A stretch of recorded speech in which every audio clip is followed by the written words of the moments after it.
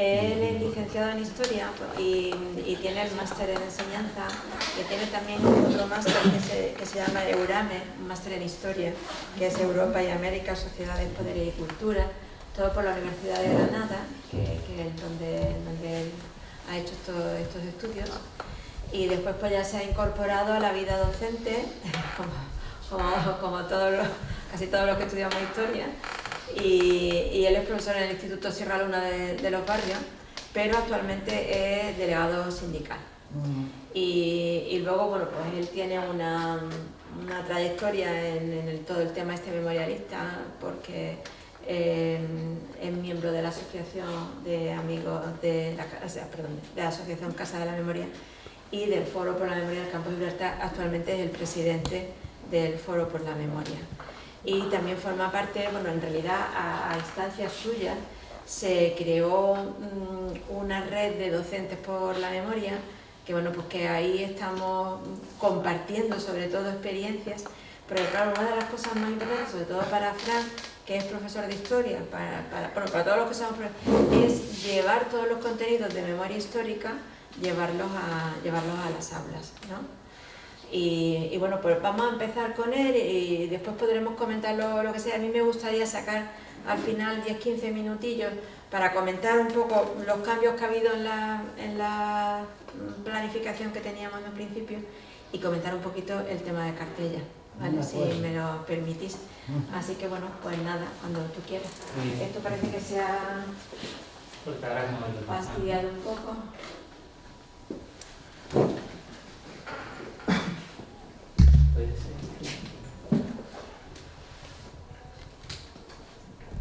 ¿Sabes lo que ha pasado? Que se había apagado. Que se había apagado, vale. Que mucho rato sin... Ya está. Muy bien, pues muy buenas tardes a todas y todos. Muchas gracias, Margarita, y a la Asociación Cultural de Amigos de la Biblioteca. En esta hora aproximadamente que tengo para exponer la ponencia, voy a intentar hacer un recorrido lo más ligero posible y desde luego si tienen alguna pregunta que hacer durante mi intervención no duden en levantar la mano y no esperar al final. Decía que voy a intentar exponer un poco lo que personalmente entiendo que es la memoria histórica, cuáles son las implicaciones que esto tiene en nuestro país, los problemas y los retos de cara al futuro. Un poco este es el planteamiento de la ponencia. Y empezamos con la parte más teórica, que no deja de ser importante, y es hacernos la pregunta de qué es la memoria histórica. Y si yo pregunto qué es la memoria histórica, ¿qué me responderían ustedes? ¿O qué es la memoria? Pues recoger todo el pasado que tenemos y que nos afecta directamente o indirectamente. Todo el pasado oculto. Lo que no se ha salido a la luz por la razón que sea, porque no tengo solo libros de historia. La memoria histórica es, pienso yo. Si lo planteáramos desde un punto de vista personal, ¿qué es la memoria? El recuerdo, ¿no? El recuerdo que cada uno, o que cada familia, o que cada comunidad puede tener acerca de un periodo de tiempo, en principio cercano en el tiempo, ¿no? Porque memoria tenemos de lo que nos ha pasado a nosotros e incluso de cosas que nos han pasado y no recordamos, pero que nuestra sociedad nos las está recordando, nuestras familias. Tú, cuando tenías 2 años, hiciste esta trastada y a lo mejor tú realmente no tienes la vivencia, pero la has creado conforme al relato que tu familia ha hecho sobre ese fenómeno, ¿no? Si esto lo aplicamos al plano de la sociedad, entendemos que la memoria puede ser o está constituida por el relato que una comunidad tiene acerca de su pasado. Pero claro, los relatos no se construyen de manera interna, exclusivamente.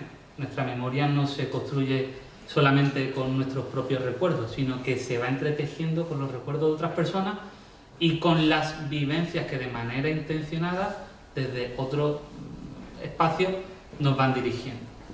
Por tanto, podríamos decir que la memoria histórica de una sociedad es el relato más o menos oficial que tiene esa misma sociedad acerca de su pasado, ¿vale?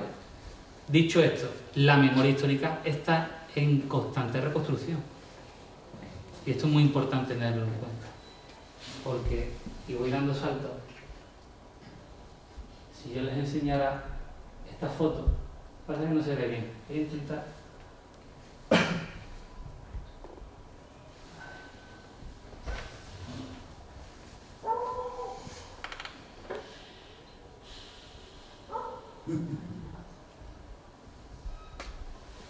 Aquí hay personas que entiendo que han vivido, algunas de ellas, algunas de ustedes, en el franquismo, y no sé si tienen ciertos recuerdos de este tipo de carteles.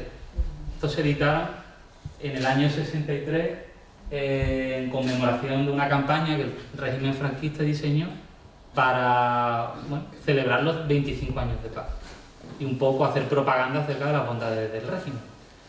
Y uno de los lemas más importantes, ¿no?, de estos 25 años de paz es que el régimen franquista, la dictadura, había logrado reducir en unos niveles mínimos la criminalidad en nuestro país. De hecho, hoy en día es muy fácil escuchar en determinados ambientes esto con Franco no pasaba. Y este con Franco no pasaba está en mi memoria, pero es la memoria de los que en este caso ganaron la guerra. Y eso también ha permeado mucho en muchos sectores de nuestra sociedad. O por ejemplo, esto es un descargo. La población reclusa en el año 63 era infinitamente menor a la población reclusa en España en el año 35.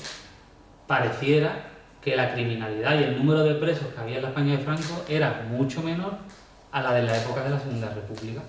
Y esto también ha construido mucha memoria. Pero hoy en día, nuestras calles, los espacios públicos por los que transitamos y habitamos, siguen teniendo retazos de esa memoria que desde el poder, desde la dictadura, se intentó consolidar. Y estas son imágenes de aquí, de muy cerquita, de los barrios, que es donde yo vivo actualmente. La primera es una vivienda en la barriada de San Isidro, que si se fijan ustedes tiene una cerámica con el símbolo del sindicato vertical, porque son viviendas patrocinadas, en este caso, por un programa de acción social que tenía la Organización Sindical Española, y la vivienda que hay al lado tiene una placa, lo que pasa es que no se ve muy bien, pero es muy parecida a esta, donde se publicita que esta vivienda ha sido construida a iniciativa del Instituto Nacional de Vivienda y tiene el logo del yugo de la flecha.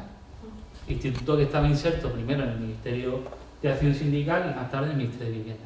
Y esto sigue estando hoy en día en nuestras calles, recordando la memoria de quienes ganaron la guerra y que quisieron convencer a los vencidos y también a los vencedores a autoconvencerse de que eran muy buenos y que hacían muchas cosas buenas. Y esto también sigue estando en nuestras calles. Esto está ahora mismo en Melilla. Este es un monumento a los héroes de España, antes de ser resignificado, porque la memoria, como les digo, está en constante transformación y se resignifican los elementos materiales de memoria. Y para poder cumplir con la ley de memoria, hoy el gobierno de la Ciudad Autónoma de Melilla lo que ha hecho es eliminar los símbolos que a su juicio atentaban contra la propia ley. Y lo que han hecho es quitar una gran divisa. El resto no se lleva. Ya está resignificado. El resto sigue igual. Y aquí tenemos otro hito importante para construir memoria, que son las cruces a los caídos, que vuelan España. Vamos, diría que en todos los municipios del país hay una cruz de esta categoría o de esta similitud.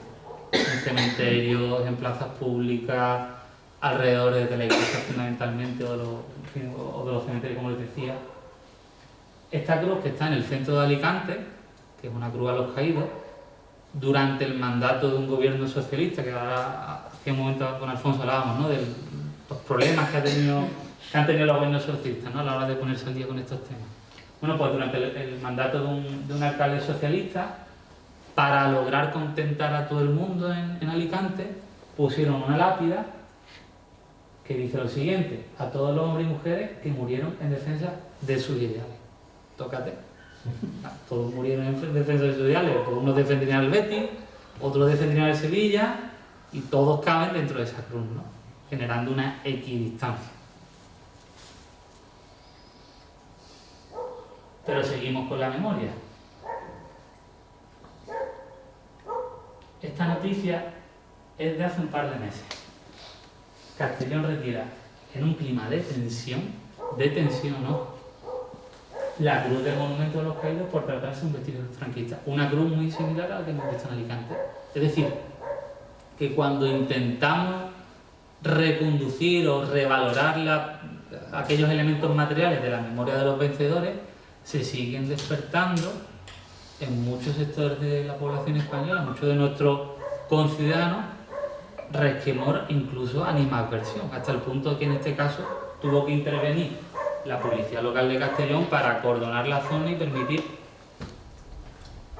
que los operarios municipales retiraran la cruz. Y después tenemos el caso contrario de la exhumación de Queipo de Llano, también hace muy poquito, en noviembre del 22. Una exhumación que se tuvo que hacer con alevosía y nocturnidad, de noche. Bien, para prevenir a aquellos que iban a defender a los restos de Queipo y que iban a impedir que de la basílica o de la hermandad se sacaran, o bien para impedir que el movimiento memorialista pues, montara la correspondiente movilización de denuncias, ¿no? Únicamente hubo una persona, que era Paqui Maqueda, una dirigente memorialista de Sevilla, que se enteró, vive la muy cerca además, se enteró de rebote minutos antes de que ocurriera el evento y se pudo plantar allí y bueno, lanzar una proclama en contra de Queipo. Pues esta realmente es la memoria histórica que ha inundado España en los últimos 80 años prácticamente. Porque tanto en los años de la dictadura como después, en los años de la democracia, los elementos materiales que han reconducido la memoria colectiva de los españoles se han alterado poco. Durante la dictadura nada. Durante la dictadura era una propaganda constante que además hizo muy bien su labor porque muchas generaciones de españoles terminaron asumiendo que la dictadura fue el mejor de los sistemas posibles. Esto con Franco no pasaba, o con Franco se veía muy bien, pero es que durante 40 años de democracia prácticamente, la alteración que ha habido en este aspecto, ahora veremos que bueno, ha habido avances muy importantes, pero en muchos casos todavía se siguen manteniendo estos vestigios que dificultan sacar a la luz esa memoria silenciada, que es de lo que vamos a hablar ahora.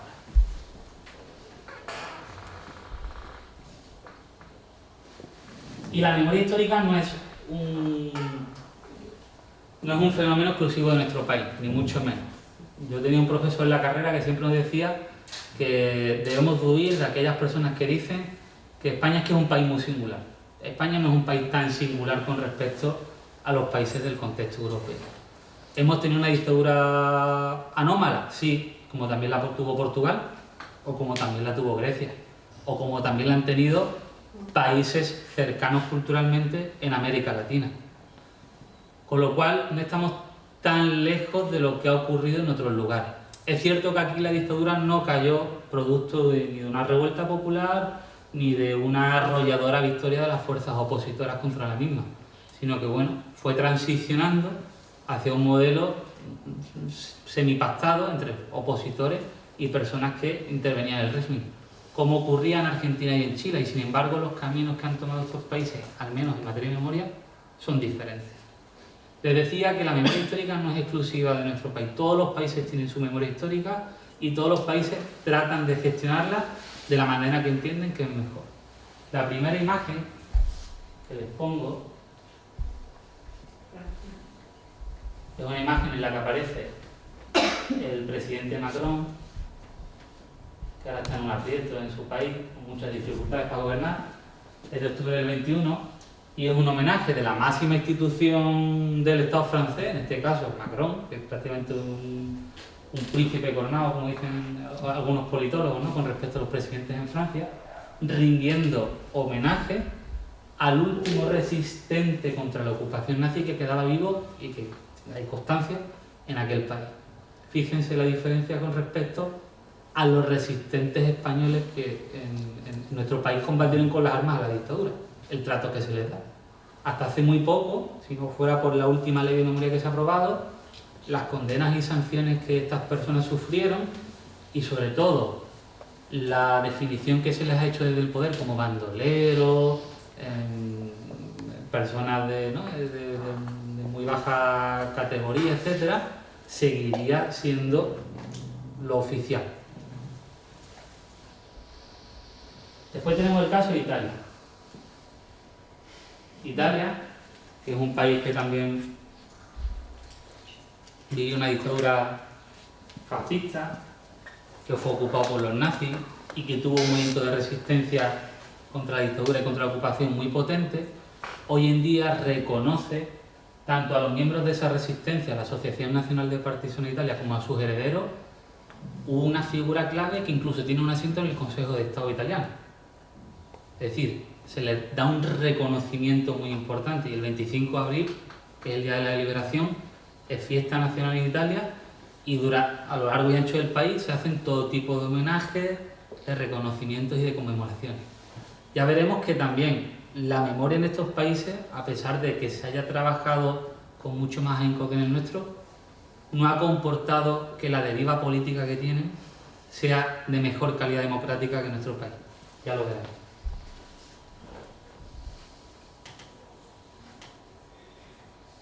Les decía que en nuestro caso, el caso español, no es un caso anómalo, y aquí vemos un acto de protesta y reconocimiento a los estudiantes que en Grecia, que también sufrió una dictadura de carácter fascista o fascistizada, se levantaron contra la misma en el año 73, el 17 de noviembre. De hecho, este día, hoy es el Día Internacional del Estudiante, gracias a la movilización que protagonizaron los estudiantes de Tesalónica, de la Politécnica de Tesalónica.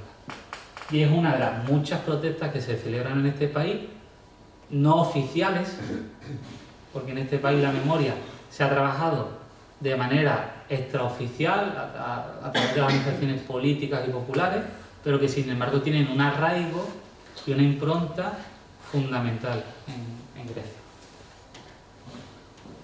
Y después tenemos el caso portugués. Portugal ha tenido altibajos con la memoria. Al principio de la Revolución de los Claveles, los meses inmediatamente posteriores, hubo una política muy contundente por parte del gobierno provisional que había, tanto de enjuiciar y de perseguir a los miembros de la dictadura y a los elementos sobre todo más criminales que habían servido como policías torturadores, etc.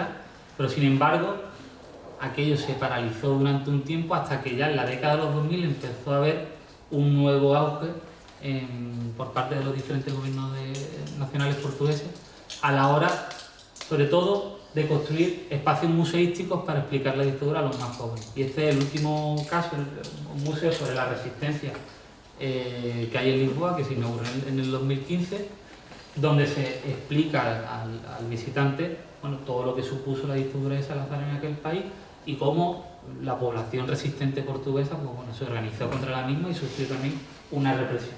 Y se encuentra instalado en un edificio que le llaman el aljibe, que no es un aljibe, sino que sirvió como comisaría en los años más duros de la dictadura, donde la represión fue más feroz.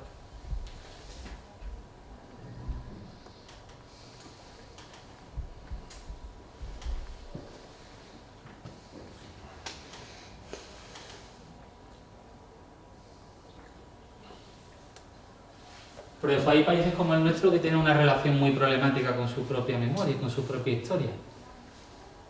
A la izquierda les pongo la portada de un libro que salió hace cosa de 2 años, el método Yakarta, muy interesante, sobre la dictadura que hubo en Indonesia en los años 60, que fue una dictadura, por si no lo saben, criminal y genocida, más no poder. Se calcula que fueron asesinadas en un intervalo de, no llegó al año, más de 1 millón de personas acusadas de comunistas, sin que hubiera ninguna guerra, sin que hubiera ningún conflicto en el país. Era simplemente el temor a que los rojos llegaran al poder por la vía electoral, como también temieron en otros casos.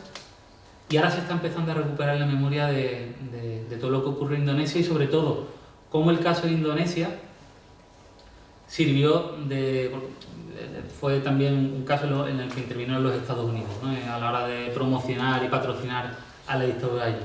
Cómo sirvió todo lo que habían hecho en Indonesia para aplicarlo en las dictaduras del Cono Sur. Hay muchos elementos de comparativa en la que vemos que muchos militares argentinos, chilenos, paraguayos, etcétera, viajaban a Indonesia a formarse en los métodos que estaban aplicando los indonesios. Bueno, pues este es un país que todavía hoy en día está lastrando esa herida abierta que es la dictadura indonesia, en la que tanta gente murió y que sin embargo todavía de hoy muchos de los genocidas pues siguen manteniendo puestos en el ejército, puestos en el poder y existen una serie de leyes muy restrictivas que impiden hablar de estos temas libremente en aquel país. Otro ejemplo paradigmático que nos debería hacer reflexionar acerca de la memoria es el caso del Congo. Y esto es un acto que ha pasado muy desapercibido en España, pero que a mí me parece muy revelador, que es la devolución por parte de Bélgica a los herederos de Patrice Lumumba, que fue el dirigente que llevó al Congo a la independencia nacional, que, como saben ustedes, fue depuesto en un golpe de Estado en el que también intervinieron los servicios secretos belgas y la CIA, que como siempre están todos.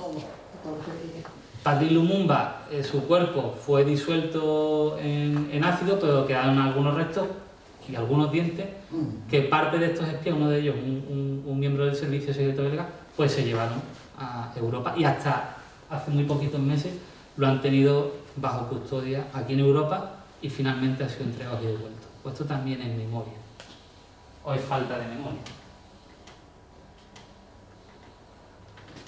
O el caso de Argentina. Hace muy pocos días en aquel país se ha celebrado el Día Nacional de la Memoria por la Verdad y la Justicia. Y se ha celebrado con mucho éxito, y parece que en este país americano hay una verdadera y decidida política de memoria por parte del gobierno actual y de diferentes gobiernos que ha habido. Pero ¿cuánto han tenido que soportar los argentinos para llegar al estadio en el que están?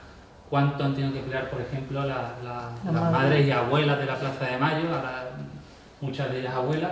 ¿O cuánto han tenido que pelear los diferentes activistas argentinos para lograr que muy poquitos militares y personas directamente implicadas con la dictadura pues hayan sido juzgadas y en muchos casos condenadas? Por eso les digo que España no es un país singular, ni mucho menos, y que tenemos mucho que aprender y mucho que conocer de otros lugares. Pues les decía que el pozo de la memoria de los vencedores tiene todavía en España un recorrido muy amplio. Tal es así que son ejemplos muy cercanos en el tiempo, nos encontramos cosas como esta. Esto se acordarán ustedes porque fue noticia en los medios,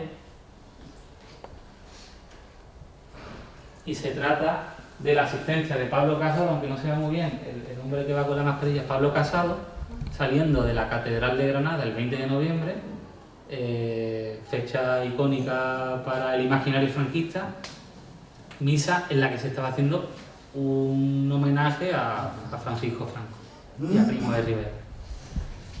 Bueno, se conoció al momento que Pablo Casado, que entonces estaba, pues no sé si era un congreso del PP, no sé qué evento había en Granada, pues aprovechó el hombre el rato libre que tenía para irse a una misa en la que, además de coincidir con fieles que van allí a hacer su propio ritual religioso, pues había banderas franquistas y había personas de Falange vestidas de camisa azul. Y no tuvo ningún problema el hombre en quedarse allí, hacer toda la liturgia correspondiente y salir sin ningún tipo de problema. Y tampoco es que le pasara mucha factura. No fue hasta que denunció a Isabel Díaz Ayuso cuando finalmente lo depusieron desde su partido.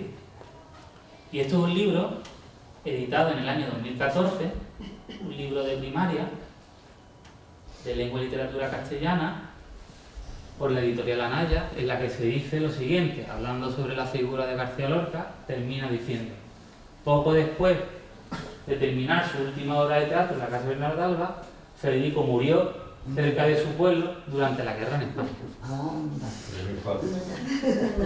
Murió de un infarto o le dio cualquier cosa. Y cerca de su pueblo, además, ¿no? Es como, bueno, no fue ejecutado y tirado a un barranco, ¿no? A una fosa común, sino que estaba cerca de su pueblo, le pilló allí al hombre, ¿no? Y esta es una fotografía de la Virgen del Pilar que custodia una de las iglesias de Ciudad Real y que hoy en día, si van ustedes por allí, lo pueden ver, viene con un fajín de la División Azul y la tiene puesta, ¿no? Esto es más común de lo que nos parece. Muchas de las vírgenes de nuestro país tienen este tipo de prendas, ¿no? Fajines o elementos conmemorativos de la propia guerra española, y no pasa nada, nadie se echa las manos a la cabeza. La Iglesia llama a la guerra cruzada, Claro. es decir, una guerra santa, y por tanto pues formaba parte de todo el entramado. Sí. Así es. Le dio un soporte ideológico fundamental para lograr convencer a muchos españoles y que se unieran a su causa. Y llegamos al punto en el que estamos. ¿Qué hacemos con la memoria en nuestro país? ¿O qué hacemos con la memoria histórica en nuestro país? Pues por desgracia la memoria histórica hasta hace relativamente muy poco tiempo ha estado bastante escondida y exclusivamente en manos de víctimas, de familiares de víctimas y de investigadores locales que con muchas dificultades han ido sacando a la luz parte de todo el sufrimiento y todas las miserias que comportó la guerra, bueno, el golpe, la guerra, la represión y toda la dictadura en España. Cuando se ha denunciado por parte del activismo y de las asociaciones memorialistas a la academia, a la universidad, a los grandes investigadores, su poca implicación con estas cuestiones, siempre se ha dicho que la memoria, que decíamos que es el conjunto de experiencias, de recuerdos, compartidos o vividos de manera individual, no forma parte del conocimiento histórico. Desde la historiografía siempre se ha dicho que la historia no deja de ser una disciplina científica, y así debe ser de hecho, y debe ser tratada y considerada de tal manera, que tiene unos procedimientos, que tiene unas técnicas, y que ni mucho menos el recuerdo, la vivencia de las personas puede formar parte ni los recuerdos políticos evidentemente pueden formar parte de una disciplina tan noble como la historia. Así se ha dicho hasta hace muy poco tiempo, por parte de muchos y muchos académicos en nuestro país. Yo me pregunto lo siguiente: ¿es la historia una disciplina neutral, subjetiva, aséptica, desprovista de juicio y de valor? Desde luego que no, yo considero que no. Yo soy de la opinión de que todas las disciplinas sociales, todas, no son neutrales, ni mucho menos, tienen parte, siempre toman parte, incluso la científica de verdad, como dirían algunos académicos, también toman parte en muchos casos, pero sobre todo son disciplinas subjetivas, en tanto que los que trabajamos en ellas somos sujetos, con nuestras creencias, con nuestros propios valores, con nuestros propios prejuicios. Y no por ello dejamos de hacer ciencia. Y aquí viene el debate que ha existido y que sigue existiendo entre parte de la academia y parte del memorialismo. ¿Cómo encajamos la memoria y la historia? Hay muchos autores que han trabajado sobre este tema. A mí uno de los que más me gusta es Eric Hobsbawm, un historiador británico muy reputado, especialista en el estudio de las clases subalternas, un fuera de serie. Y este hombre siempre dijo que la memoria y la historia se deben de compenetrar, y de hecho son totalmente compenetrables. Hasta el punto de que la memoria, decía Hobsbawm, es el combustible que necesita la historia para poder funcionar. Es una de las herramientas básicas para que los historiadores podamos hacer nuestro trabajo. El acudir a los testimonios orales, el acudir a los recuerdos, el acudir a todas y cada una de las vivencias personales y colectivas que han tenido las personas en nuestro país. Y quería ponerle, también para desmontar un poco el mantra que existe acerca de que el historiador o la historia es una disciplina científica que no se puede mezclar con este tipo de cuestiones. Yo cuando estaba en la carrera, en el año 14, no sé si recuerdan ustedes, se publicó un diccionario de biografías históricas por parte de la Real Academia de la Historia. Son, en principio, es la institución por antonomasia que guarda las esencias de la historia en nuestro país, ¿no? Donde están los más reputados académicos allí, bueno, pontificando sobre cómo tiene que hacerse historia en España. Pues en la biografía de Franco hubo muchísima polémica, porque además de que la biografía fue escrita por un medievalista, no era ni siquiera contemporaneista, se decía de Franco, y en la cita que viene abajo, en su definición, que era un dictador convenientemente autoritario, pero no totalitario, como descargándole de culpa.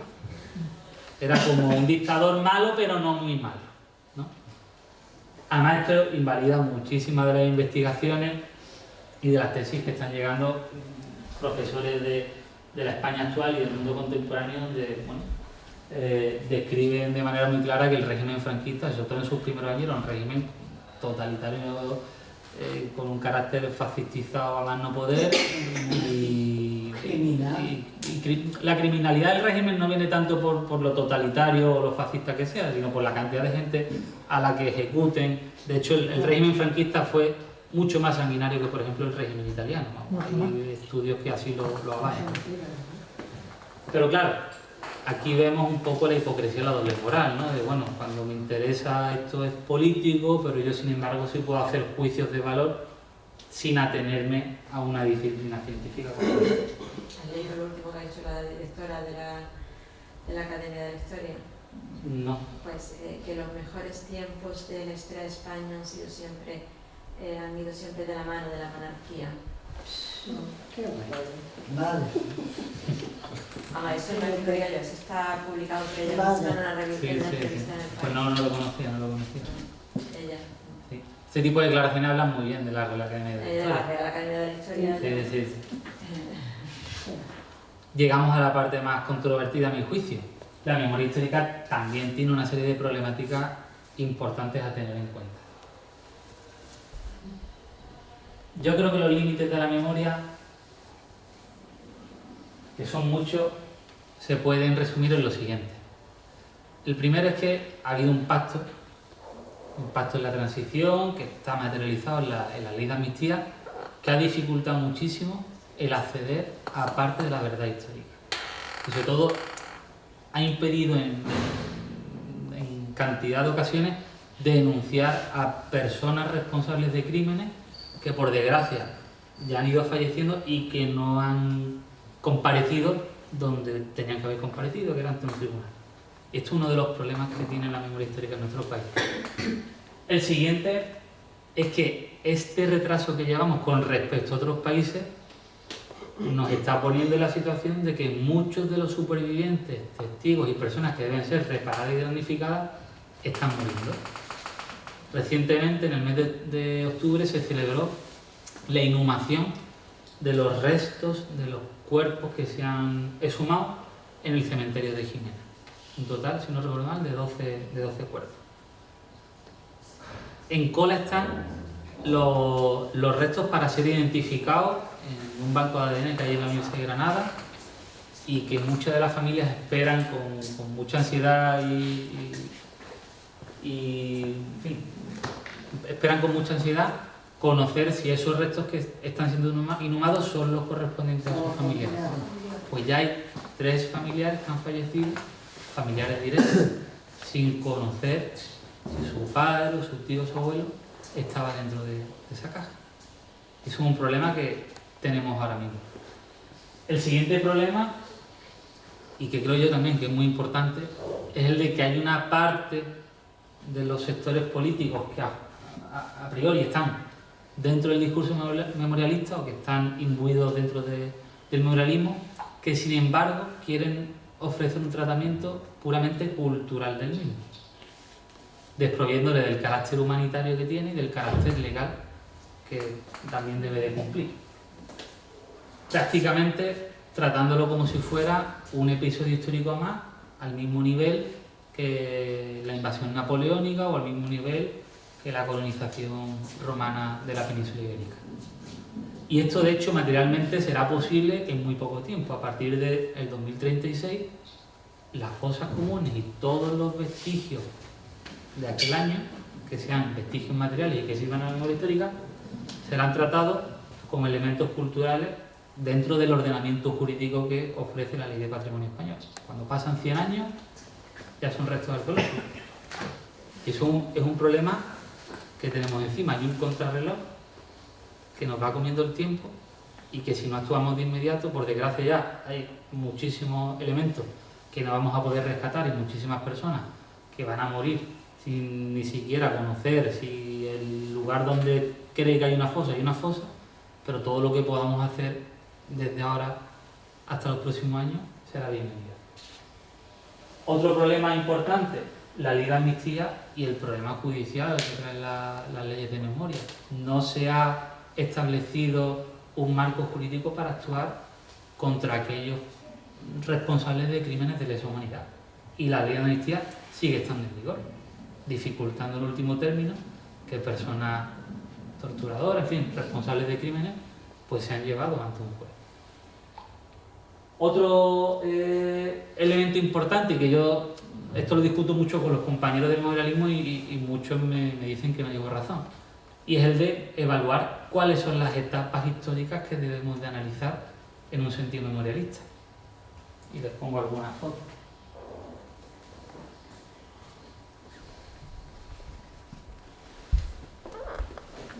Esto lo utilizamos mucho en las clases de historia. Sí. Ahí está. No sé si el resto de no docentes conocen un poco las imágenes. El militar que ven ustedes, el general Bayler, un militar destacado en España durante la guerra de independencia, durante la última fase de la guerra anticolonial, y justo a su lado pues están algunos de los estragos que este hombre cometió en la isla. Son prisioneros de campos de concentración. Estamos hablando de 1895, 1896, no hace tanto tiempo. No estamos hablando del siglo XVII ni del siglo XV, estamos hablando de un periodo de historia en el que hoy en día no quedan personas vivas, pero sí familiares directos de parte de estas personas que fueron llevadas a campos, le llaman de reconcentración. Esto sí nos queda mucho más cerquita en el tiempo. Estos son militares españoles destacados en el norte de África, en las guerras coloniales. De hecho, muchas de las técnicas militares y muchas de las barbaridades que cometieron en Marruecos fueron implementadas en la guerra española, porque recuerden ustedes que los africanistas, en su mayoría, integraron el ejército rebelde que se sublevó contra la República. Esto formaría también parte de la memoria histórica. ¿Estarían legitimados los herederos de los que sufrieron los crímenes que cometió el ejército español en aquel lugar, de reclamar también su derecho a conocer la verdad y a ser reparados? Lo planteo.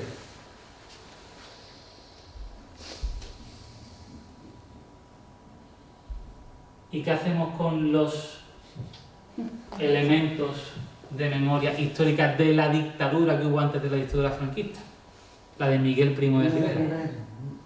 En el caso de Jerez, saben ustedes que en el centro de la Plaza Arenal hay allí una escultura ecuestre, esta que está aquí, glorificando a la figura no de un estadista, de un dictador que dio un golpe de Estado, que no fue tan sanguinario como Francisco Franco, pero que también reprimió a los que se opusieron a él y no le tembló el pulso en tomar represalias contra aquellas personas que lucharon por cambiar la dictadura.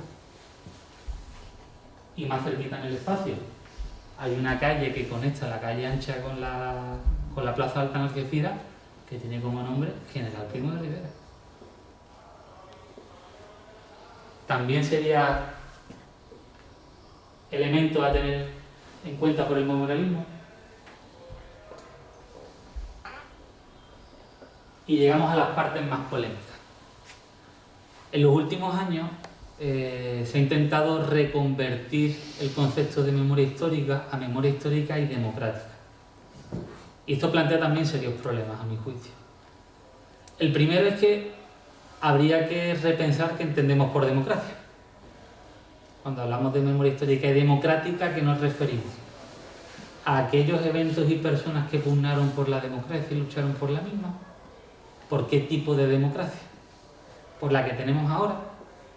Porque a mi juicio pareciera que con esa resignificación de los conceptos lo que se trata de hacer es explicar teleológicamente que lo que somos ahora es producto de una lucha histórica por la democracia que al final ha llegado a su punto álgido, que ya estamos en el mejor de los mundos posibles, ya sí hemos conquistado la democracia. Y yo me pregunto,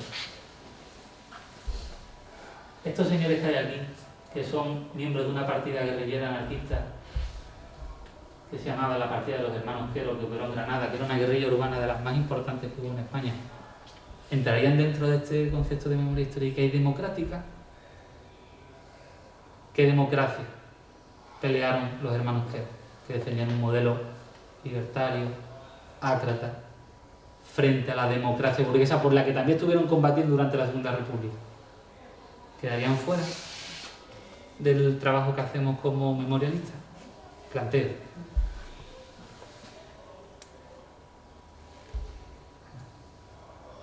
¿Les suena esta foto, verdad? Quienes cometieron este atentado, este asesinato, esta ejecución, son también reivindicables desde el paradigma de la memoria histórica y democrática.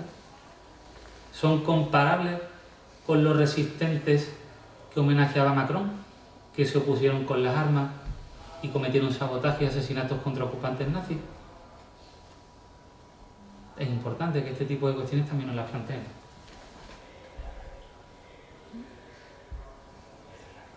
La Seizabala, víctima de un crimen de Estado, queda fuera del tiempo de la historia. Estamos hablando de periodo democrático. Esto es memoria histórica y democrática. ¿Entraría dentro del parámetro de la memoria histórica y democrática? En el caso de la Ley de Memoria Histórica Andaluza, el periodo que pone bajo paraguas la ley es hasta el año, si no recuerdo mal, bueno, creo que es hasta la aprobación del Estatuto de Andalucía. Ya viene entrada la democracia. ¿Esto dónde quedaría? Y el asesinato de Yolanda González, no sé si le suena la cara de esta persona. Ella era una militante del Partido Socialista de los Trabajadores, una organización trotskista, esa madre, que fue ejecutada por Emilio Ellín, un militante de extrema derecha que logró huir sin muchos problemas. Ya estamos hablando del año 80, si no recuerdo mal. Que logró huir a América Latina, sirvió para algunos gobiernos dictatoriales de allí y con el tiempo se ha conocido que volvió a nuestro país y fue formador de guardias civiles hasta el año 2013. Esto queda fuera de la memoria histórica y democrática. Pues estos son algunos de los problemas que plantea este concepto. Y más cerquita en el espacio. Esta noticia seguramente a muchos les sonará. Pepe Ortega, que es sanroqueño, este hombre de aquí,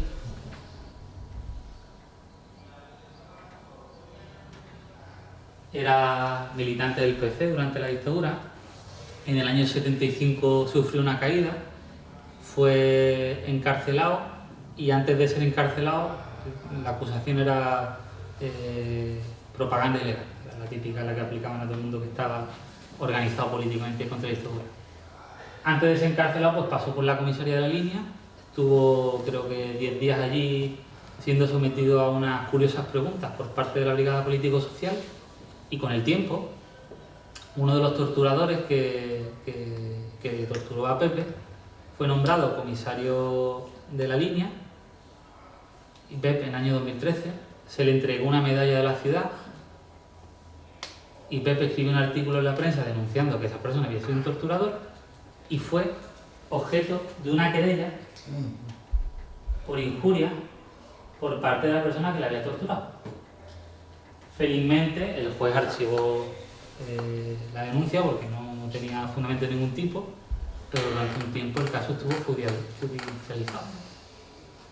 Y a Pepe nadie le ha pedido perdón, ni nadie lo ha reparado, ni nadie le ha hecho el correspondiente homenaje que entiendo yo se merecería.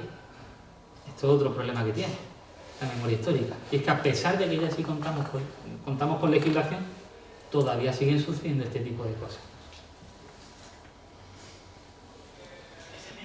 Y el problema central, el problema de la pasta. Dijo Franco en el año 40 en una entrevista a un medio de comunicación extranjero que la guerra la habían hecho para que los ricos siguieran siendo ricos, literal. Y son los grandes vencedores de todo esto, los que durante el golpe de la guerra lograron consolidar los privilegios que estaban viendo amenazados por parte del empuje de un pueblo español combativo y que exigía mayor democratización también en el aspecto económico, que durante la dictadura conservaron sus privilegios y acrecentaron sus fortunas basadas en muchos casos en el trabajo de mano de obra esclava, como el caso, por ejemplo, del señor Banú, que conocerán ustedes porque hay una localidad del municipio de Marbella que tiene su nombre. Pues este hombre, junto con hermanos y otros familiares, fundó una empresa constructora que, entre otras cosas, se benefició de los miles de prisioneros esclavos que había en el Valle de los Caídos para sus propios negocios. Y que después fundó su fortuna, hay que tenerlo en cuenta, gracias a un sistema que le protegía de trabajadores que se organizaran y le plantearan mejoras salariales, que muchas veces de esto no se habla. De que las fortunas del franquismo no solamente son fortunas fundadas en la represión directa o en el uso de mano de obra esclava, sino en el uso de mano de obra dócil y que no tenía capacidad legal para organizarse y crear mejoras salariales. Claro.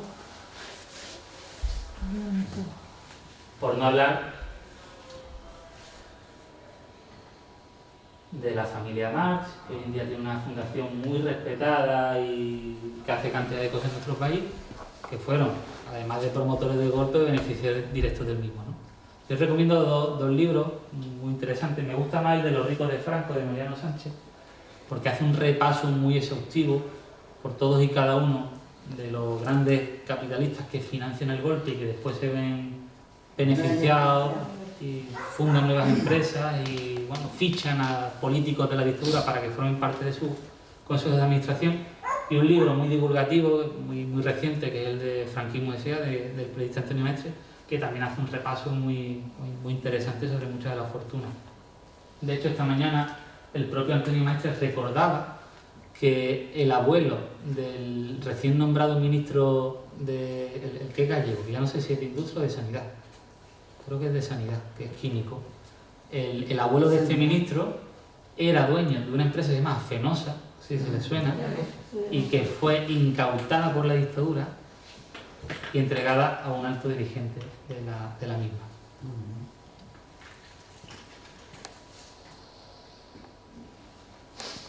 Y otros problemas no menores que en los centros educativos tenemos que estar resolviendo constantemente, y es el revisionismo histórico.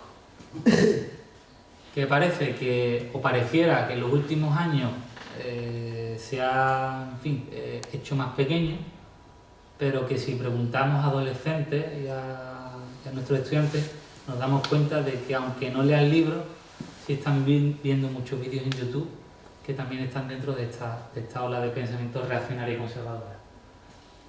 Ejemplos muy paradigmáticos de esto que estoy hablando: Pío Moa, que a muchos les sonará, un pseudo historiador, autor de muchos de los libros más vendidos que hay en nuestro país de ensayo. Están en todas las grandes superficies de ventas de libros, los van a encontrar, y son verdadera basura historiográfica, rebatida por todo tipo de académicos y que sin embargo siguen formando parte de la lista de los libros más vendidos.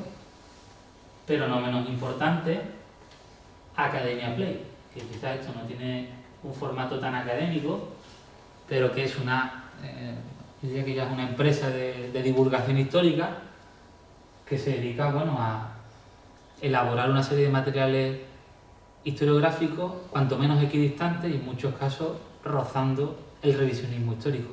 Y estos sí están siendo muy consumidos tanto por estudiantes de secundaria y bachillerato, que ofrecen lecciones muy asequibles para este tipo de público y además muy vistosas, muy llamativas, muy trabajadas, pero también por parte de algunos compañeros de profesión que se dejan embaucar por vídeos muy bonitos, pero que sin embargo no tienen el rigor histórico que deberían de tener. Y claro, no perdamos de vista que todo esto incluso tiene su influencia, su traslación a lugares muy importantes y peligrosos. Esta es la captura de un grupo de WhatsApp, ¿se acordarán ustedes? Esto hace cosa de un año o así, un año y medio, no recuerdo, de los miembros de una promoción de la alta graduación militar, donde estaban, bueno, discutiendo alegremente sobre lo que deberían de hacer en España. Estamos hablando de altos dirigentes militares ya en la reserva, retirados en su totalidad, pero que siguen teniendo una influencia muy poderosa en el ejército español. Y decían cosas de este tipo. No queda más remedio que empezar a fusilar a 26 millones de hijos de puta. De hecho, se puso muy de moda en aquel momento una camiseta que era "Yo soy uno de esos 26 millones de hijos de puta". Otro decía: "Yo prefiero la República porque tendremos más oportunidades de repetir las maniobras del 36". Solo las sublevaciones de Primo de Rivera y la del irrepetible Franco trajeron paz y prosperidad a España. Bueno, pues esto es lo que se discute en los grupos de WhatsApp de la alta oficialidad militar española. Yo abro un paréntesis. En la carrera tuve una compañera que recibió una beca del MADOC, Mando de Adiestramiento y Doctrina del Ejército de Tierra, que tiene la sede en Granada. La beca consiste en hacer una revisión de las efemérides que todos los días celebraban y conmemoraban en el cuartel. Revisiones para verificar el carácter histórico que tenían las mismas y sobre todo, bueno, garantizar la rigurosidad.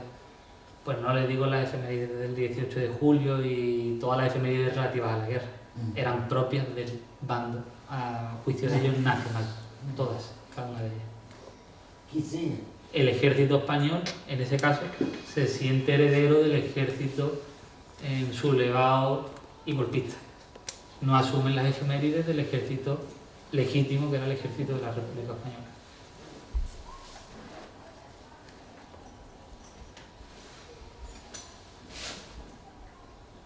Van a poner una estatua de un legionario en Algeciras.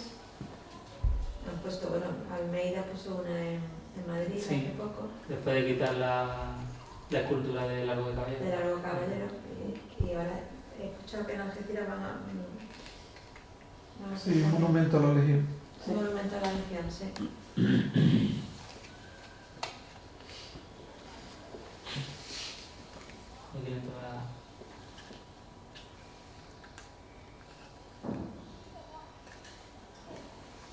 Bueno, mientras se carga esto, porque era el último ejemplo de problemas con la memoria histórica. Que bueno, pues si Franco seguía aquí, eso de está bien, España va a salir. Vale. Contextualización. Esto es un vídeo de un youtuber que ya está de capa caída el hombre, pero que en estos últimos años ha tenido mucha popularidad entre la juventud, sobre todo la juventud de instituto y universidad, que se dedicaba, bueno, a acudir a lugares donde había jóvenes y hacer entrevistas sobre cualquier motivo. Y entonces este vídeo de este youtuber que se llama Forza se hizo muy viral. Fue de hecho en el lugar donde estuvo Pablo Casado, no en el mismo año, un par de años antes, porque a la mayoría de los que entrevistaba, que eran chicos muy jóvenes, pues le dieron una serie de respuestas que, bueno, valoren ustedes. Porque bueno, pues si Franco seguía aquí, eso de está bien, España va a salir. No ha pasado. No pasaría porque está en alerta no está bien.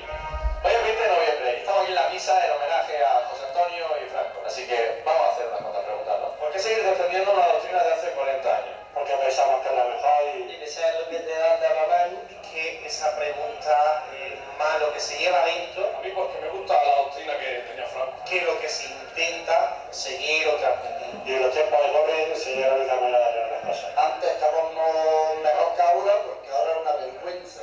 Y venimos también a conmemorar a ese gran hombre, Francisco Franco. Yo mucha parte de lo que había en el país Franco me gusta, no todo lo comparto, pero sí, si actualmente existiera, mejoraría mucho las cosas. Fue lo mejor que le pudo pasar, primero porque si no llega a ganar él, hubiera ganado el comunismo. Ya podéis ver vosotros lo que es el comunismo. ¿Cuál es vuestro mensaje hacia la sociedad? Pues la unidad de España y todo lo mejor posible. Pan y trabajo para todos. Pero hombre, yo el mensaje que yo daría, y sobre todo a la juventud, que antiguamente durante el franquismo se inculcaban unos valores mejores a los jóvenes que había, ¿no? Todo por Franco, el aborto es una desgracia, porque nadie tiene derecho de matar a una criatura. Y un amor hacia la nación que ahora quizá no existe, viendo los movimientos que existen, las manifestaciones que había por aquí, aunque sea libertad de expresión. Lo más bonito de este mundo es ser español y estar todos cogidos de la mano como hermanos que somos. ¡Arriba España!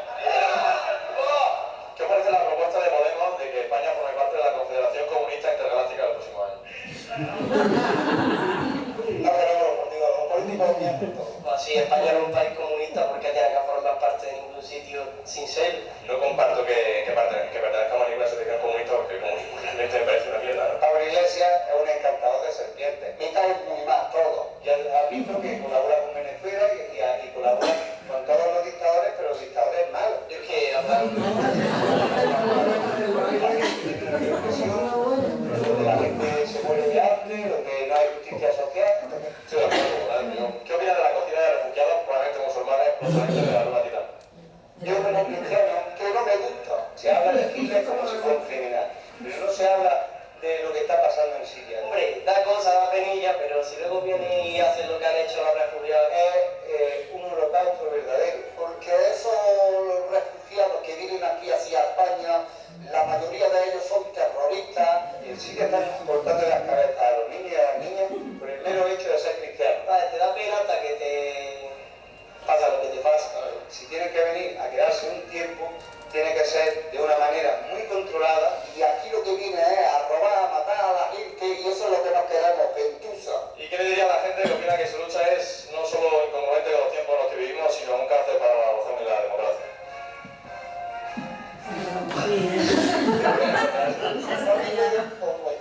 Una de las dos. La gente normalmente habla mucho de democracia, Pero también está desfasado de la república. y de que estos actos son antidemocráticos y esta cosa y la otra, ¿no? Una manera de libertad de expresión podría ser pensar que la democracia no es buena. Pero yo lo que quería decir es que nos tenemos que espabilar y España tenemos que unirnos todos los españoles. Que la república, que democracia había en la república cuando el mismo gobierno se cargó al líder de la oposición que era Carlos Sotelo. Porque si no van a llegar otros y nos van a quitar nuestro trabajo y nos van a espabilar. Y eso es lo que no queremos. Queremos trabajo primero los españoles y después los españoles. Y si sobra algo, para que venga por detrás. Y ya sabes, si te ha gustado, suscríbete, pásalo por tus redes sociales y mira el resto de vídeos que tienes o otros más. Nos reímos, pero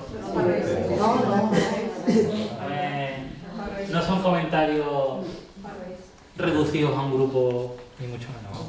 Está más extendido de lo que parece y sobre todo, lo más peligroso y lo más preocupante, muy extendido entre los jóvenes. Pero lo peor son los mayores, porque los mayores sí han conocido un poco a Franco, los jóvenes no. Pero son los herederos de Franco. Sí, pero no lo han visto. Más pecado tienen los mayores que Esos son los herederos de Franco. que los jóvenes que no han conocido nada. Sí. En el caso de los jóvenes, más pecado. en el caso de la juventud, no sé si coincidiréis conmigo los que dedican a la enseñanza, creo que hay una especie de que se está asumiendo una pose rebelde con el franquismo, con determinadas conductas, el antifeminismo, ¿no? Un poco ponerse a la contra de lo establecido, de lo que ahora es mainstream o de lo que ahora es oficial. Entonces, la manera en la que parte de los jóvenes tienen de labrarse una actitud más rebelde es ponerse a la contra. Sin embargo, claro, esto deja un pozo en muchos de ellos que difícilmente después será reconducible en el futuro, ¿no? ¿Y cuál es el estado de la memoria ahora mismo en nuestro país? Bueno, pues en los últimos años, entre el año 2007 y 2022, se han aprobado 2 leyes de memoria a nivel estatal que han previsto y planteado avances muy significativos e importantes en materia memorialista. La última, la del 22, la verdad que ha supuesto un salto cualitativo muy importante con respecto a la primera, que se dejaban muchas cosas en el tintero. Y a destacar, yo señalaría que por fin se ha hecho ya un reconocimiento formal a las víctimas y sobre todo se ha garantizado el derecho a conocer la verdad. Las administraciones, las instituciones tienen la obligación de ofrecer asistencia a las víctimas que lo reclamen con un procedimiento administrativo que tome la naturaleza que tenga que tomar, pero que las instituciones tienen que atender a las víctimas, que no es cualquier cosa. Se ha decretado la nulidad de las condenas y de las sanciones que se plantearon durante la dictadura con un carácter político, aunque es verdad que esto no comporta la contrapartida, ¿no? Reparaciones a las personas que fueron injustamente condenadas o sancionadas. Pues claro, esto es abrir el melón, ¿no? Lo que hablábamos, el tema de la pasta. Se garantiza la apertura de archivos y la puesta en manos de los investigadores de toda la documentación relativa al periodo, que esto contrasta con la ampliación de la ley de secretos oficiales, una ley aprobada en la dictadura. Entonces, una de cal y otra de arena. Se ha previsto una política de sumación de fosas, que sin embargo no está contando con la financiación autonómica en el caso andaluz que debiera, ni con la implicación de muchas de las administraciones que tienen que tomar carta en el asunto, con lo cual encontramos que sobre el papel ha habido avances muy significativos e importantes, pero que no terminan de consolidarse porque no hay una apuesta decidida. Y en parte la responsabilidad también la tiene la derecha española, que no es una derecha democrática, que asuma, como cualquier organización democrática, que también tiene que atender a las víctimas. Entiendo yo, o debería entender, que las personas de derechas democráticas también se sienten empáticas con las víctimas del franquismo. Y en cuanto al memorialismo como tal, ¿en qué situación nos encontramos? Bueno, pues el memorialismo no deja de ser un movimiento social, muy politizado, evidentemente, con una participación de organizaciones políticas de izquierda en su seno importante, pero especialmente en los últimos años el carácter que está tomando este movimiento es de estar íntegramente formado por familiares directos de víctimas o por víctimas, ¿no? En el caso de aquellos que vivieron la transición. Muy significativo destacar que son víctimas de segunda generación familiar. Cuando hablamos de movimiento memorialista, sobre todo nos encontramos a nietos, en muy pocos casos a hijos, y a víctimas directas, pues lo que menos abunda, ¿vale? Hay una escasa intervención de la universidad, como os decía antes, pero sí vemos que hay muchos compañeros de la primaria, de la secundaria y bachillerato involucrados y colaborando activamente con el memorialismo, ¿no? Y aportando de sus propias investigaciones. Y en los últimos años también ha habido una proliferación notable de todo tipo de obras documentales, libros, archivos, libros, revistas, artículos, congresos, publicaciones de todo tipo, también de muchas propuestas audiovisuales, fundamentalmente documentales. Ha habido nacimiento de todo tipo de obras de este tipo y también de obras artísticas. En los últimos años se han hecho exposiciones, montajes de pintura, de escultura muy relevantes y que también están ocupando ese espacio. Pero queda una gran tarea pendiente todavía, y es la apertura de fosas que todavía no se ha hecho de manera integral. Y un último punto a destacar sobre la situación del movimiento memorialista, que es un faro de esperanza para muchas personas que están insertas en el mismo, es el tema de la querella argentina. No sé si les suena. A partir del año 2010, y gracias a una demanda que interpuso el hijo de un fusilado en España que residía en Argentina, se abrió una querella a la que se han ido sumando colectivos, víctimas individualizadas, asociaciones, etcétera, que ha tomado el nombre de Querella Argentina, que está liderado por una jueza, la jueza Servini, y que está tratando de enjuiciar desde aquel país, aplicando el principio de justicia universal cuando se tratan de crímenes de lesa humanidad, a los responsables de la dictadura o que han tenido alguna responsabilidad y que siguen todavía. Es verdad que están teniendo muchísimos problemas, llevan desde el año 2010 en ello. Han intentado enjuiciar a Martín Villa y no han tenido todavía resultados. Están encontrando muchos impedimentos por parte de las instituciones españolas. Sí.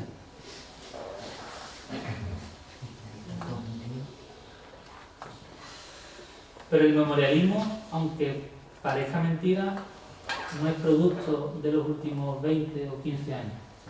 Ya en los años de la transición hubo un impulso, sobre todo en el norte de España, en La Rioja y Navarra, por parte directa de la familia, en la apertura de fosas. Aquí les dejo algunas de las fotos.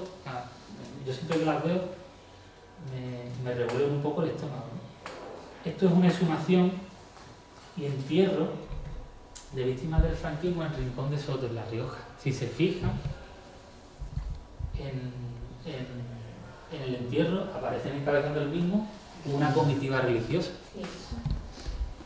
que se prestó a dar el apoyo espiritual que la familia necesitaba. Y la exhumación, desde luego, no contaba ni con el asesoramiento arqueológico ni técnico que requiere cualquier intervención de este tipo. Estamos hablando de familias que a pico y pala empezaron a abrir boquetes en aquellos lugares donde sabían que había fosas, y ellas mismas hicieron la extracción de los restos y de la mejor manera posible lo fueron acumulando en ataúdes sin ningún tipo de trabajo De rigor, de investigación ni de identificación, pero de esta manera trataban, bueno, de cerrar esa herida que todavía, y en estos años 78, 79, 80, estaba mucho más viva que hoy en día quizás. Hay una exhumación de esta categoría, de las primeras que se hizo, muy cerquita de aquí, que fue en Jimena de la Frontera, esta del año 80, la Cruz Blanca, donde se sumaron a 4 represaliados del golpe de Estado y que fueron debidamente trasladados al cementerio y inhumados. ¿Qué es lo que ocurrió en aquellos años para que esto se cortara de golpe y raíz y hasta el año prácticamente 2000 no volviera a aparecer un movimiento de familiares que demandaba la apertura de fosas?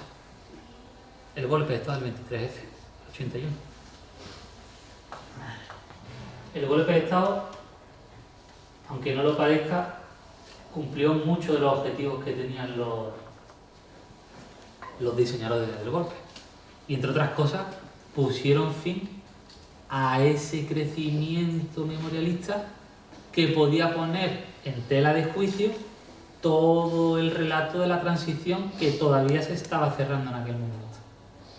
Y aquello fue un evento que supuso el fin durante 20 años de todo lo que ahora se está empezando a hacer de nuevo.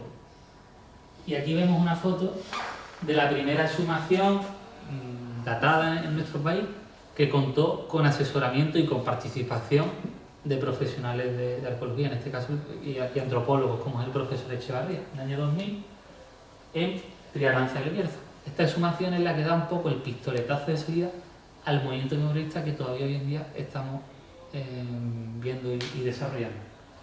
Esta exhumación se inicia a iniciativa de Emilio Silva, que es el presidente de la Asociación para la Recuperación de la Memoria Histórica en España, y que, bueno, movió todos los hilos posibles para que se sumara aquella fosa donde se encontraba su abuelo, que fue fusilado en julio del 36 en aquella provincia. Y de esa foto vamos a estar muy cerquita en el tiempo también, Pico Reja, en el cementerio de Sevilla. Este es el cierre de una de las fosas de Pico Reja. No hay una única, hay varias fosas allí. Se han extraído un total de... bueno, se han extraído restos pertenecientes a un total de 1.800 personas. Han desbordado por completo las previsiones que tenían.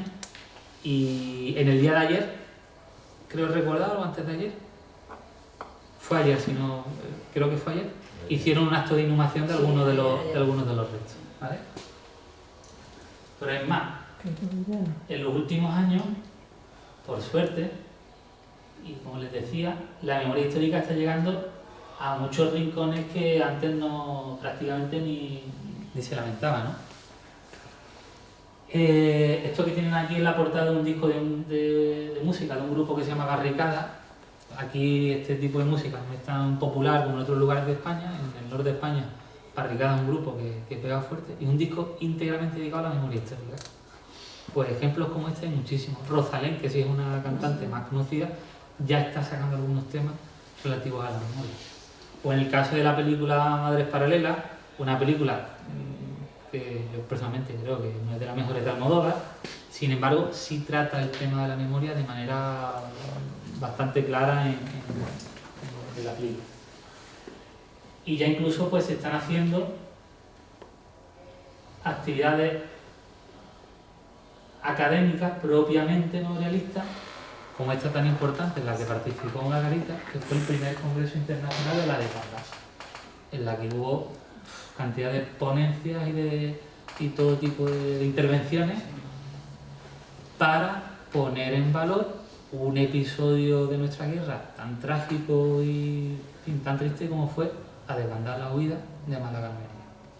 La Universidad de Málaga incluido. No mucho, pero llevaron las otras comunicaciones. Hemos dado un salto importante. Y ya voy terminando, yo creo que les estoy soltando aquí un rollo impresionante, me van a disculpar. Vamos terminando. La memoria histórica en nuestra comarca. ¿En qué situación nos encontramos? Bueno, pues ahora mismo operando existimos 2 organizaciones, el Foro por la Memoria del Campo de Gibraltar y la Asociación de la Casa de Memoria. Margarita es presidenta de la última asociación, y el trabajo que estamos desarrollando pues, es un trabajo ingente. Un trabajo que, si bien es verdad, arranca en 2006, el del foro, con una jornada histórica sobre la guerrilla en la provincia de Cádiz, toma impulso a partir del año 2011 con la exhumación del Marrufo. Bueno, el Valle de la Sauceda, saben ustedes, que fue el último lugar de la provincia de Cádiz en ser tomado por la fuerza golpista, fue un lugar duramente represaliado y que, bueno, se presupone que fueron cientos de personas las que fueron allí fusiladas. Se realizó una exhumación entre el año 2011 y 2012.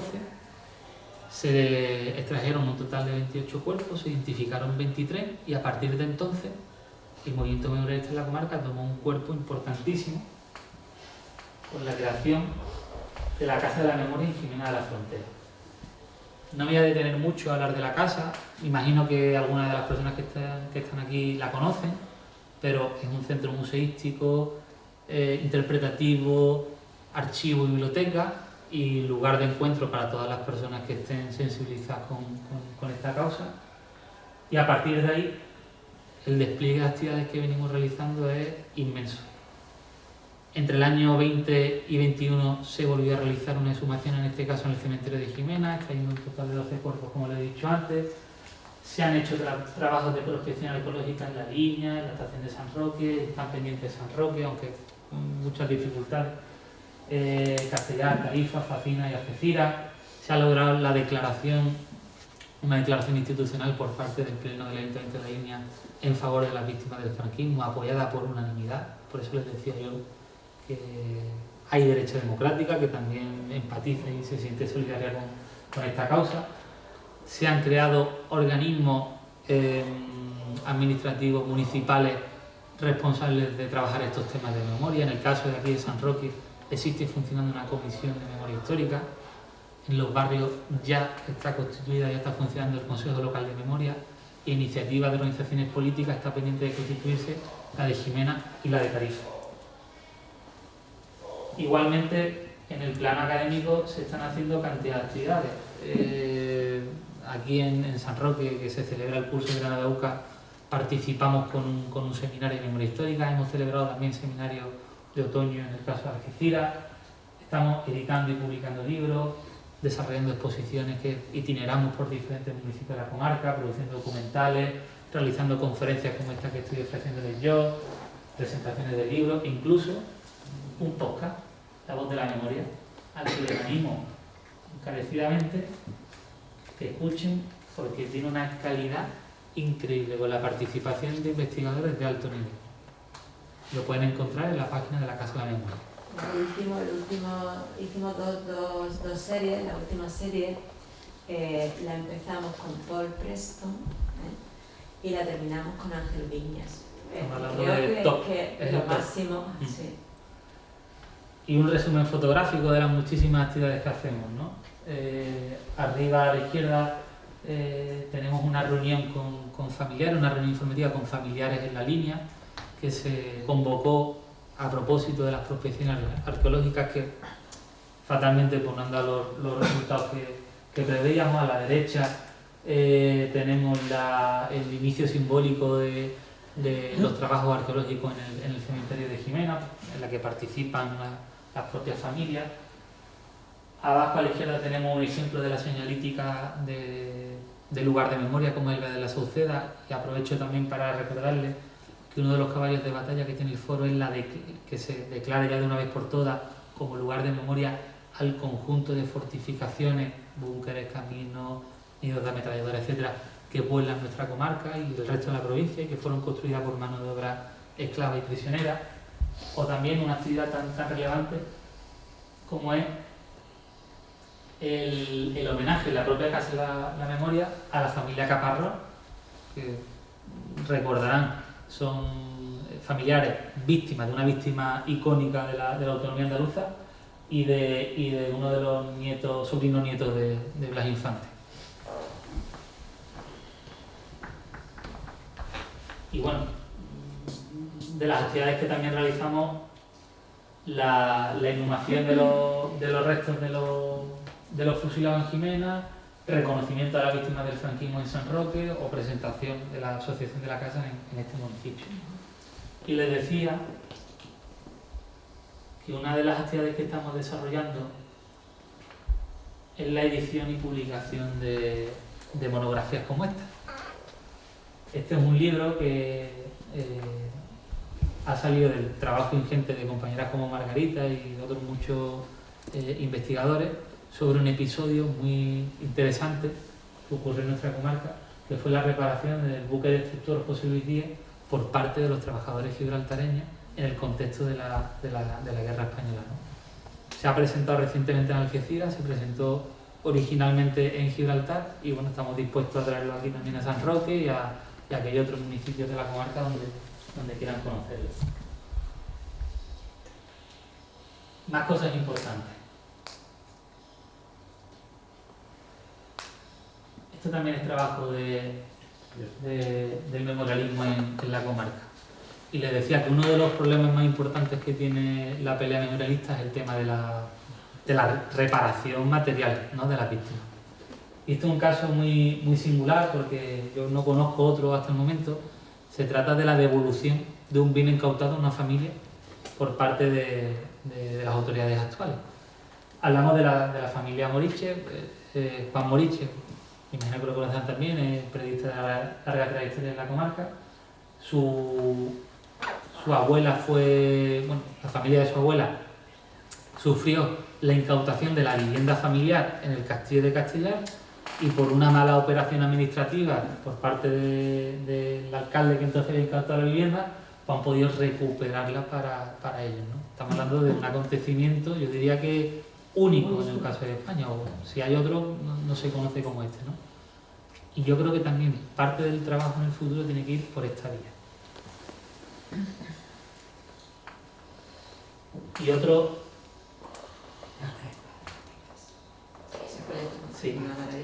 proyecto que estamos llevando entre manos es el de la cartografía de las desapariciones forzadas en Andalucía. Básicamente es completar el mapa de fosas que hay en el caso andaluz. Hay un mapa de fosas muy incompleto, con muchas carencias, y este proyecto lo que trata es de municipio a municipio trazar un mapa de la represión, con todas las dificultades que ello conlleva. Es un proyecto muy ambicioso en el que estamos trabajando, pero que está contando con una participación también de altísimo nivel y esperamos que en los próximos meses pues vaya prosperando, ¿vale? Es decir, que nos embaucamos en proyectos incluso que trascienden un poco las fronteras de la propia comarca. Y ya para ir finalizando, hablábamos antes de los centros educativos, ¿no? La memoria en la aula, que esta es la gran asignatura pendiente que tenemos por delante.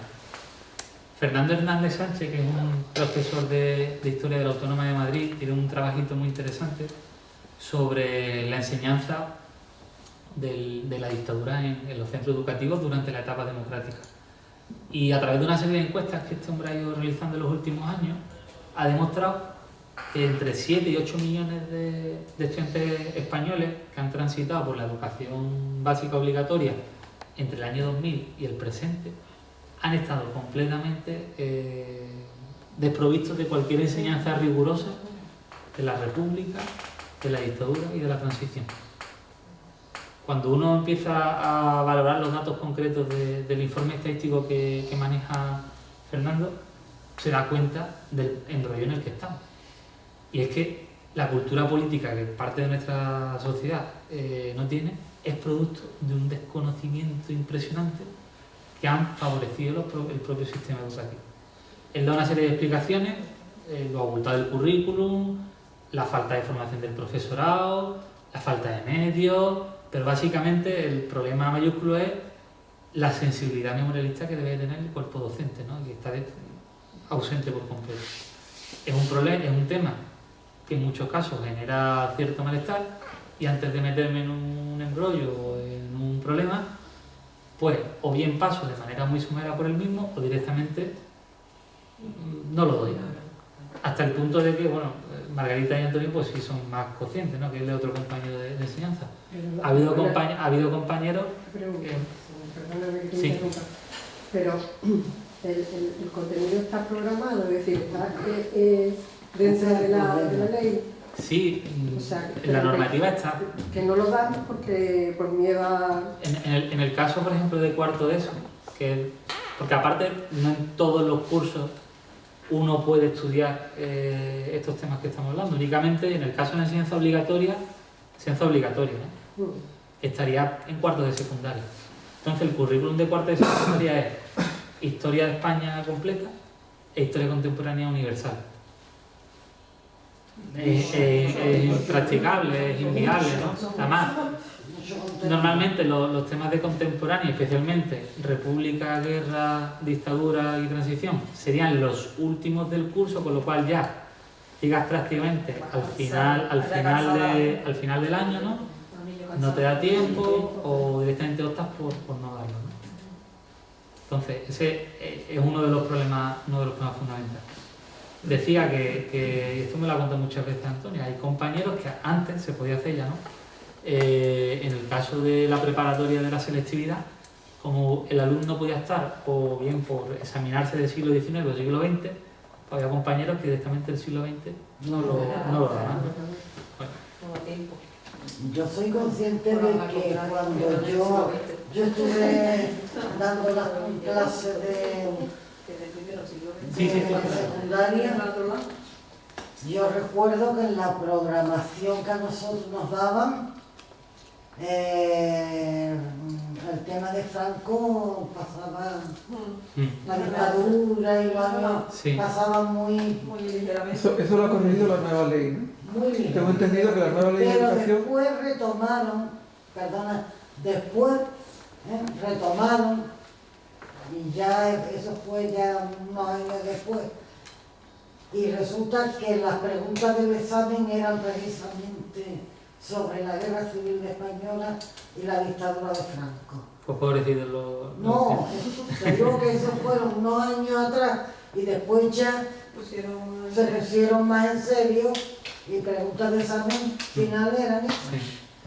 Los LOESI plantea ya en el currículum, ha introducido un poquito más en el tema, y sobre todo hay una competencia que es la competencia en memoria democrática.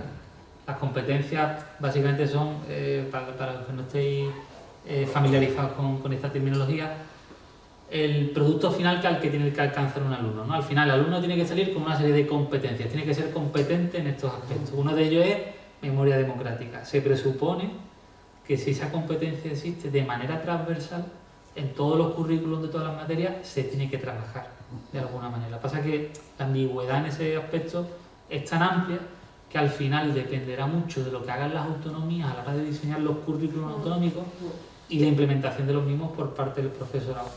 Y decía lo de los currículos autonómicos porque el autonómico andaluz, por eso decía que no es solamente lo abultado de la programación, sino el enfoque de la programación.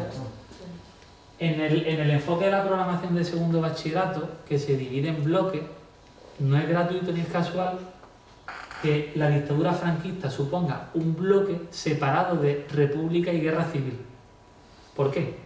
Porque República y Guerra Civil pareciera, tal y como está predispuesto en el bloque, que la República fue la responsable de la Guerra Civil y no la Guerra Civil la responsable del nacimiento del franquismo, que sería, desde mi punto de vista, lo lógico a la hora de agrupar los bloques, ¿no? Es decir, que también hay una intencionalidad, hay un componente ideológico detrás de esto, para que luego digan los académicos historiadores que la ciencia histórica no tiene prejuicios, ¿no? En la anterior ley había uno de los criterios, era las víctimas de ambos bandos. Era todo lo que había que saber era las víctimas de ambos bandos. O sea, claro, tú imagínate. Poner el mismo plano de Claro.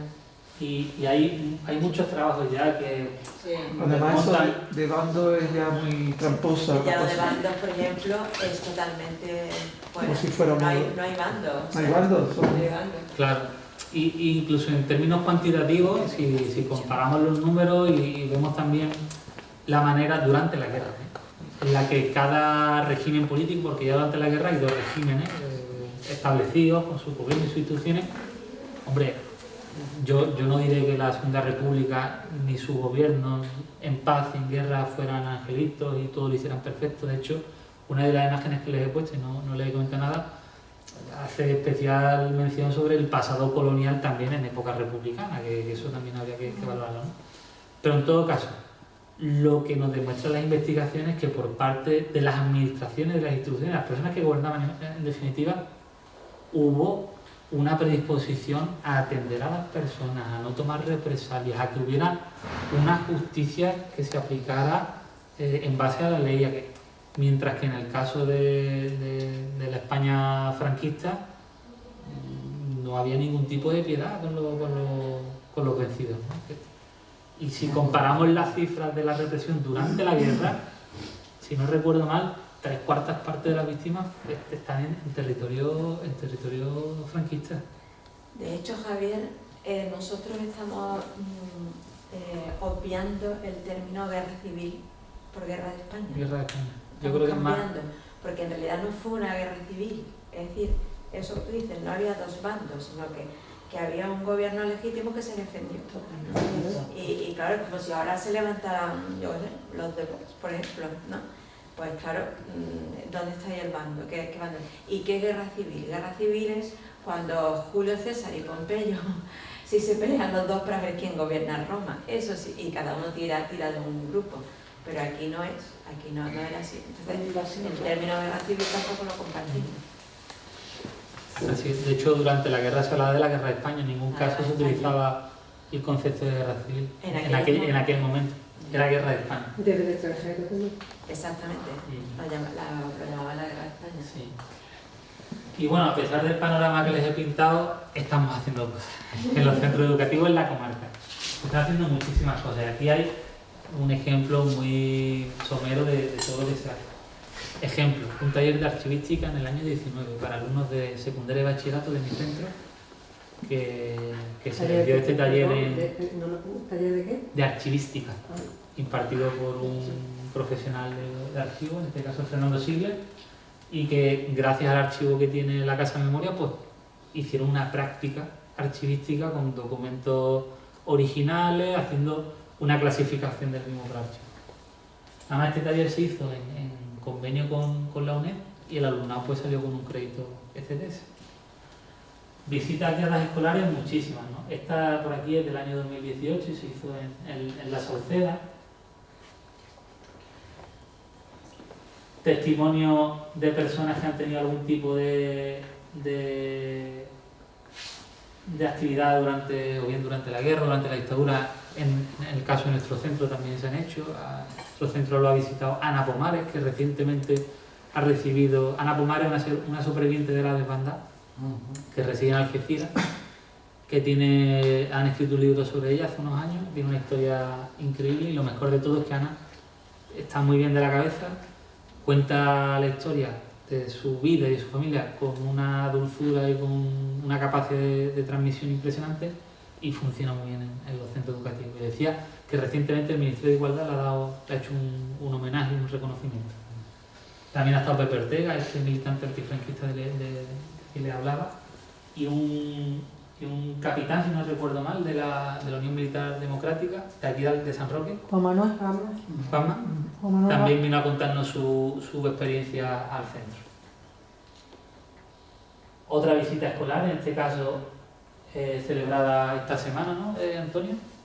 Ayer. con alumnos de intercambio que proceden de Francia, si no recuerdo mal, ¿no? Bueno, han conocido la Casa de Memoria, han conocido el cementerio y han recibido una fantástica explicación de Antonio, que eso es lo mejor. Conferencias para escolares, en este caso del antropólogo Ángel del Río, uno de los mayores especialistas sobre prisioneros en la España de Franco. Esta conferencia en concreto fue impartida en octubre para alumnos del Instituto Getares en Algeciras. Y esta es la visita más popular, que es la visita por los búnkeres que hay tanto en la línea como en Algeciras. Estudiantes de institutos de ambas localidades pues reciben una explicación en el terreno con compañeros del foro que trabajan de manera voluntaria.